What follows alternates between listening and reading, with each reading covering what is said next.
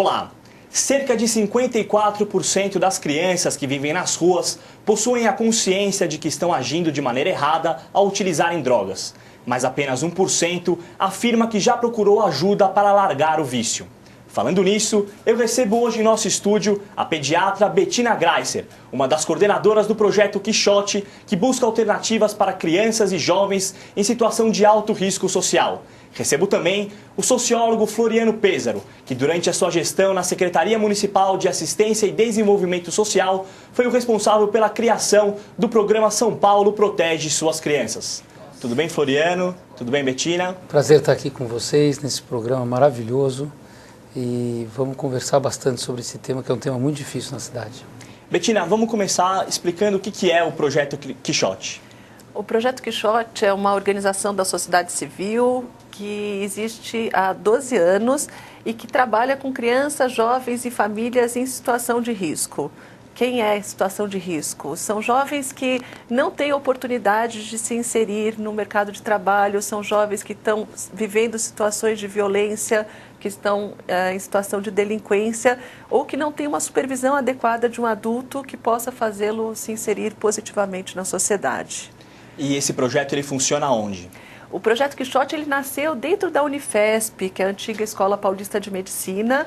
Então ele funciona, a gente tem 2 casas na Vila Mariana e temos um abrigo para crianças de rua no Bexiga. Floriano, provavelmente você conhece muito bem o projeto Quixote. Como que a prefeitura, quando você foi secretário, trabalhou com esse projeto? Bom, foi até uma história curiosa, porque quando eu assumi a Secretaria de Assistência Social, a primeira questão que nós discutimos com a presença do então prefeito Serra, hoje o nosso governador, foi a questão das crianças de rua. Por que uma cidade como São Paulo, com um leque imenso de organizações sociais, de escola, de pós-escola, de todos os serviços sociais disponíveis, programas de transferência de renda, por que São Paulo ainda tinha crianças nas ruas? E uma dúvida que nos surgiu logo de início, quantas eram as crianças que estavam nas ruas? Porque se fossem 100 mil crianças nas ruas de São Paulo, o tratamento deveria ser e muito provavelmente nós teríamos uma dificuldade muito grande.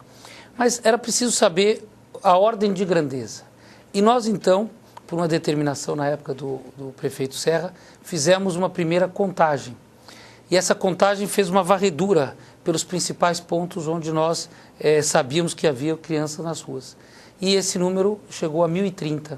1.030 crianças nas ruas em 2005 de São Paulo. Ora, eu fui buscar o histórico disso, porque nós tomamos uma decisão política na época, que é o trabalho efetivo da Secretaria junto com as organizações sociais, no sentido de tirar todas as crianças das ruas de São Paulo. Então, diante do número, nós fomos buscar o histórico. E aí, lá desde os anos 70, os primeiros registros no jornal Estado de São Paulo e outros meios de comunicação mostrando que havia crianças na Praça da Sé, no Vale do Anhangabaú, que cometiam pequenos furtos, eram chamados trombadinhas e coisas do gênero. Fazia parte até do folclore da região central da cidade de São Paulo, os batedores de carteira e coisas desse tipo. Na época, os registros mostravam que não havia tanta droga, tanta drogadição com essas crianças, mas sim algum tipo de aliciamento por algozes, não é? Que são os homens, os chamados pais de rua, que de um lado acabam protegendo essas crianças e dando algum tipo de conforto, e de outro lado explorando e as tratando como delinquentes. Então, toda uma questão ali cultural, até ideológica, porque aí nós entramos no livro da Bibia Gregori, filha do ex-ministro José Gregori, que foi secretário e é presidente da Comissão Municipal de Direitos Humanos de São Paulo, o livro Viração, que mostra bem essa viração das crianças nas ruas, né? A chegada delas, o rompimento dos vínculos familiares, dos vínculos comunitários, a chegada na rua, a criação de novos vínculos nas ruas e como isso se dá como um processo de sociabilidade das crianças e da comunidade em torno delas que vive e habita o centro de São Paulo. Então, é muito curioso você estudar isso e você perceber que a partir de diversos diagnósticos, de metodologias já implantadas, a grande parte delas que falharam, metodologias que falharam no seu intuito de erradicar a presença de crianças, tirar as crianças das ruas, proteger, acolher, e também o porquê que elas iam para as ruas. Então, eu acho que a partir desses diversos estudos foi possível avaliar o que fazer para frente, né? Então, nós tínhamos uma situação de 1.030 crianças em São Paulo, nós tínhamos um histórico que datava de 30 anos de estudos e pesquisas a esse respeito, nós tínhamos organizações sociais instaladas na cidade, como é o caso do Projeto Quixote, e nós tínhamos que agir. E a partir daí, nós criamos um programa chamado São Paulo Protege Suas Crianças, que trabalha especificamente no combate não só ao trabalho infantil, mas nesse caso específico ao tratamento, ao acolhimento dessas crianças. Bettina, como que foi a chegada da Secretaria do Programa São Paulo Protege nessas entidades, inclusive no Grupo Quixote? Olha, para a gente no Quixote foi um momento muito feliz, que a gente sentiu que a Secretaria resolveu priorizar esse problema das crianças, que é um problema que a gente acha que é um problema da sociedade, que realmente merece muito empenho.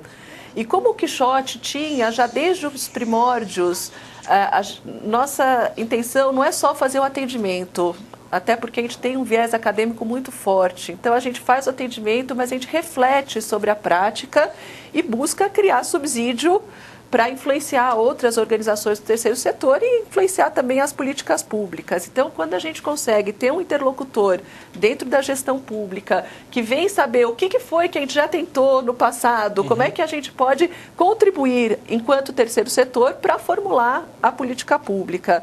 Então, para a gente foi muito interessante que o Floriano veio buscar na gente, falar assim, olha, como é que foi com as gestões passadas, o que foi que já aconteceu, o que deu certo e como é que a gente poderia contribuir com o nosso saber para formular uma política que fosse mais efetiva para essas crianças.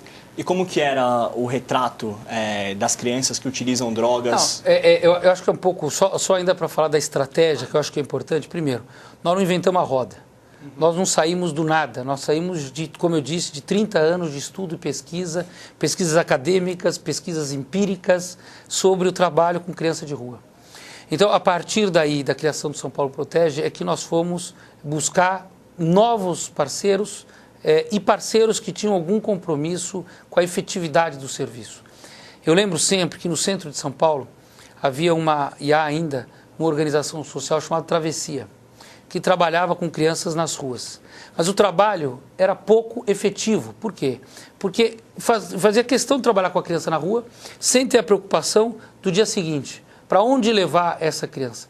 Nas palavras do professor Auro Lescher, que também é um dos coordenadores do Quixote e é um meu mestre nesse trabalho com crianças de rua, ele diz o seguinte, nós precisamos fazer o rematriamento, ou seja, de volta para a sua mátria, né, para as suas origens, para a mãe ou algum parente, né, que possa acolher essa criança de volta. Esse é o trabalho mais difícil.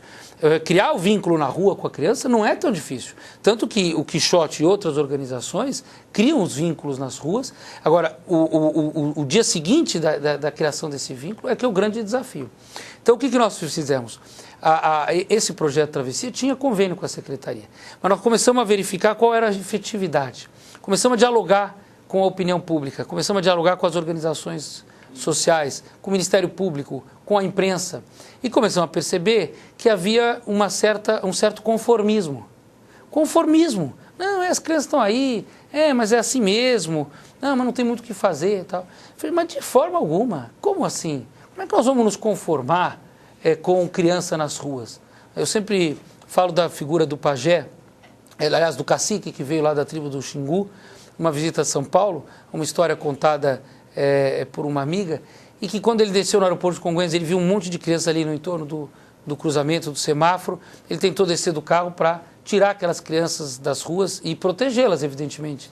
O sentimento natural, que aliás devia ser o nosso sentimento no dia a dia nosso. Não ser complacente com a criança na rua, com o trabalho infantil. E nós seguramos eles, não pode sair por aí pegando criança na rua assim, não é assim que funciona, né? Tem os conselhos tutelares, tem a legislação, tem as organizações sociais, tem o poder público. Ele falou assim, mas engraçado, não são filhos da sua tribo? Qual é o grau de urgência que a cidade, o país, deu para essas crianças ao longo dos últimos anos? Eu questiono isso, porque primeiro não era tão difícil assim. A maior prova é que o São Paulo Protege, em 1 ano e meio, em 3 anos de programa, tirou mais de 2/3 das crianças das ruas. Segundo, por que não se tira? Não é? Por que as organizações sociais que trabalhavam já com esse tema tinham baixa efetividade?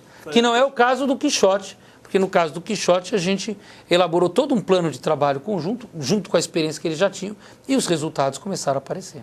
Vamos conversar daqui a pouco sobre essas estratégias, sobre como tirar as crianças das ruas. Vamos fazer uma pausa no nosso bate-papo. O Falando Nisso volta daqui a pouco.